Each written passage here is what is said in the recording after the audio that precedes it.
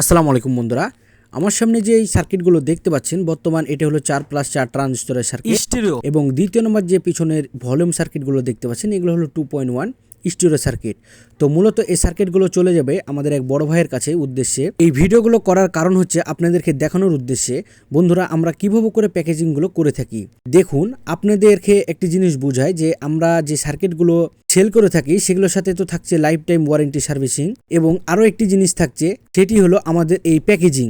এই প্যাকেজিংও বন্ধুরা আমাদের যেই বাবল পলিটি দেখতে পাচ্ছেন এই বাবল পলিটির দাম প্রচুর দাম। যারা একমাত্র এভাবে করে প্যাকেজিংগুলো করে থাকেন তারাই একমাত্র বুঝবেন। আমরা ভবিষ্যতে আমাদের যে আপনাদের ইলেকট্রনিক্স চ্যানেলের পেজ আছে সেই পেজের লোগো দিয়ে একটি প্যাকেজিং তৈরি করব, আল্লাহ যদি আমাদেরকে সমর্থ দেয় এবং আপনারা যদি আমাদের সাথেই থাকেন। তো বন্ধুরা আমরা আরও এগিয়ে যাওয়ার চেষ্টা করছি তাড়াতাড়ি, আপনারা আমাদের জন্য দোয়া করবেন এবং আশা করি আমাদের পাশেই থাকবেন। তো মূলত এই প্যাকেজিংটা দেখুন একবার। আমি কিন্তু চাইলে দুটি একসাথে প্যাকেজিংটি করতে পারতাম। দুটি যদি একসাথে প্যাকেজিং করতাম তাহলে কুরিয়ার সার্ভিসের যে সার্ভিস দেয় এখন বর্তমান এমন অবস্থা হয়ে যেত সার্কিটগুলোর যে হাতে পাওয়ার সাথে সাথে কাস্টমারের মনটা খারাপ হয়ে যেত।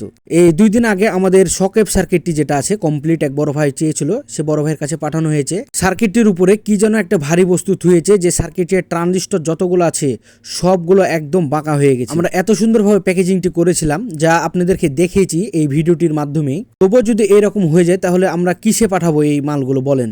তাই আমাদের কোনো দোষ নাই, আমরা খুব ভালো মতনভাবে প্যাকেজিংগুলো করে থাকি এবং সুন্দরবন কুরিয়ার সার্ভিসের মাধ্যমে আমরা এই প্যাকেজিংগুলো দিয়ে থাকি। অথবা শালবাগানে যে কুরিয়ার সার্ভিসিং আছে আমাদের রাজশাহী, সেই শালবাগানে কুরিয়ার সার্ভিসের মাধ্যমে আমরা দিয়ে থাকি। সেখানে সার্ভিসগুলো খুবই ভালো হয় এবং সুন্দর হয়। তবুও গাড়িতে যখন আনলোড হয় মালগুলো তখন লোড করে লেবাররা, এখানে তাদের কোনো দোষ নাই, তাদেরকে দোষ দেওয়ার কোনো আমরা যুক্তি দেখি না। শুধু একটা জিনিস দেখি যে একটি জায়গাতে যদি 20 জন কাজের দরকার হয় সেখানে তারা দেয় মাত্র 2 জন।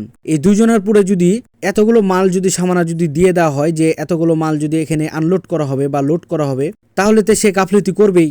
তার তাড়াতাড়ি কাজগুলো সে করতে পারলে তো সে জানে বাঁচে, এজন্য তো সে আছাড় মেরে মেরে তুলবেই। আশা করি আমার কথা বুঝতে পেরেছেন।